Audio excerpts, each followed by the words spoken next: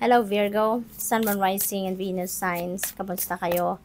Sana nasa mabuti kayong kalagayan. Welcome back po sa Star Tarot. Kung bago kayo dito, welcome din kayo. Thank you sa inyong support. I truly appreciate it. God bless you all. Virgo, pauna mensahe ninyo ay Three of Cups. Ayan. So dito sa Three of Cups, this is celebratory energy. So maaring meron kayong celebrate na friendship. You're going to celebrate love with your person. Maaring you're going to celebrate an achievement or accomplishment, no? Maaring may reunion dito, maaring ganon. And it's going to be a joyful time para sa'yo. Kasi this is also a time na makikipag-catch up ka din with your friends or family, no? Na matagal na ninyong hindi nakikita or nakakasama. What else? We have Six of Pentacles. Ayan. So, if you need help, let's claim this, Virgo. Kasi kung kailangan ninyo ngayon ng pera, you're in need of help, of financial assistance, you're going to receive what you need right now, no? Kasi ang promise ng Six of Pentacles is you're going to receive whatever you need, no? Your needs will be met at this time. Kaya there's going to be some kind of blessing na paparating sa inyo sa ngayon. Kaya huwag kayong mag-alala, okay? Just keep your hope and faith alive. Magdasal lang kayo lagi, no? And always hope for the best possible outcome. And always think positive, okay? Always think positive kasi 'di ba, like attracts like, 'di ba? 'Yun ang law of attraction. Kung ano yung iniisip ninyo, 'yun ang i-create ninyo, no? Kaya kung nag-iisip kayo ng positibo lang na mga bagay, positibo lang din ang mangyayari sa inyong 3D reality.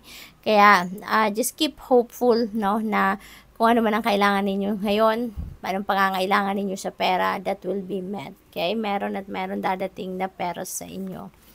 We have Page of Pentacles. This is good news, no? Good news coming your way na related ito sa inyong money, career, and finances, no? Maaring meron ditong mga baka opportunities na baka may offer sa inyo na magamit ninyo kung ano yung mga talents and skills and gifts ninyo, at maaring yan ay may kapalit na financial reward, no? So, maaring ganon ang ganap dyan. For others of you, baka meron kayong pipirmahang kontrata, may mga dokumento kayong babasahin sa ngayon, maaring related yan sa mga bilihan ng property, maaring ganon, baka nagbabuy and sell kayo, baka nasa realty business kayo, maaring ganon. What else? Six of Wands. So, meron na tayong dalawang 6. So, I suggest you please look up for the meaning of number 66 po. For more guidance, synchronicity yan. May extrang message ang universe para sa iyo dyan. Okay? So, sa 6 of Wands, this is victory energy. This is success energy. Okay? So, meron kayong victory na makakamit sa ngayon, Virgo. Meron ditong tagumpay na naghihintay sa inyo. Maaring ito yung tagumpay ninyo, bunga ng inyong pagsisikap, bunga ng inyong pagtatrabaho, no? At maaari din na mabigyan, kung empleyado kayo, no, baka mabigyan kayo dito ng promotion, mabigyan kayo ng pay raise, scholarship, mga ganon. Kaya kayo dito, magkakaroon kayo dito ng recognition, magkakaroon kayo dito ng premyo, kumbaga, no, financial reward, ibibigay sa inyo dito ng inyong employer.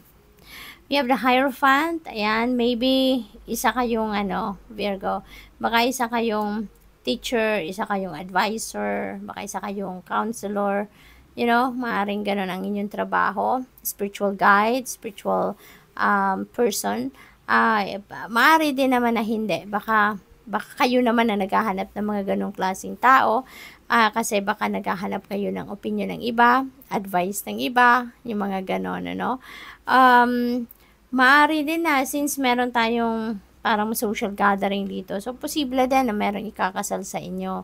Maaring ikakasal kayo, or kung hindi man, baka kamag-anak ninyo or someone you love, no, someone close to your heart ang ikakasal. We have Knight of Wands. Ayan. So, always use your intuition, Virgo. Okay? Always use your intuition. Always use your gut instinct. Lagi ninyong papakinggan yan. Kasi, sa mga panahong ito, siguro, naghihingi kayo ng guidance, naghihingi kayo ng advice siguro. So, pakinggan ninyo ang inyong intuition dahil for sure there is a intuitive messages na pinapadala sa inyo ang universe na makakatulong sa inyong maging maayos ang pagnanavigate ninyo sa inyong mga circumstances. Death energy, Virgo, there is transformation, there is new beginning coming your way. Maraming pagbabago siguro, no? Kasi beginnings. So, most likely, hindi lang isang parte ng buhay ninyo ang magkakaroon dito ng pagbabago. There are a lot of things, areas of life na magbabago dito sa buhay ninyo, Virgo. Kaya, pay attention to that. Okay? Pay attention sa mga intuitive messages ninyo kasi importante yan para magabayan kayo sa tamang daan or sa tamang diskarte na dapat ninyong gawin. Ang maganda rito sa death energy, kasi your life is going to transform. Diba? Your life is going to transform into something way better than the previous situation ninyo, no? Yung ganon. Kaya, din ito, yung parang time for decluttering kasi tatanggalin nyo na dito sa buhay ninyo kung sino or kung ano yung mga bagay or even tao, sitwasyon na hindi na nagsiserve ng inyong highest good. Maglalakas ng loob na kayo na tanggalin na yan sa buhay ninyo, putulin na yung connection ninyo with those people or with those situations kasi alam ninyo na there is something better or someone better na maaring pwede pang dumating sa buhay ninyo, no? Na yun ang mas makakapag-support ng inyong soul's growth. What else? We have 8 of Pentacles. Ayan, so this is about education, no?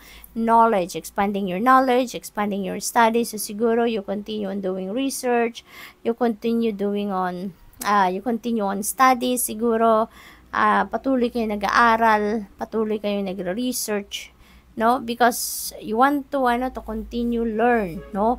Para mas maging magaling kayo sa kung ano man ang inyong ginagawa, no? So parang kayo ngayon, yung binubusog ninyo talaga ang sarili ninyo ng kaalaman, parang ganon. Maybe ang iba din sa inyo dito will be rewarded din sa inyong trabaho, no? You will be financially rewarded. Kaya maaaring kung ano man yung mga pagsisikap na ginagawa ninyo all this time, maaaring makakuha na din kayo ng financial rewards sa ngayon. So, good luck. Thank you for watching. Love and light. Namaste.